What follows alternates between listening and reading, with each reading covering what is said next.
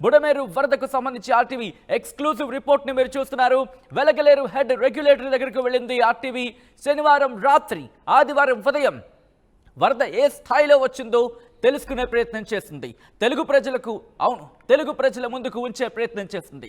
వెలగలేరు గేట్లను దాటి వచ్చింది వరద. తప్పని పరిస్థితుల్లోనే గేట్లు ఎత్తామంటూ అధికారులు చెప్తున్న నేపథ్యంలో అక్కడ వెలగలేరుకు సంబంధించి 9,000 క్యూసెక్కుల వరదను తట్టుకునేలా 11 గేట్లతో వెలగలేరు హెడ్ రెగ్యులేటరీ నిర్మాణం జరిగింది. శనివారం అర్ధరాత్రి ఒక్కసారిగా ఉవ్వెత్తున ప్రవహించింది ఆ ప్రవాహం, బుడమేరు ప్రవాహం.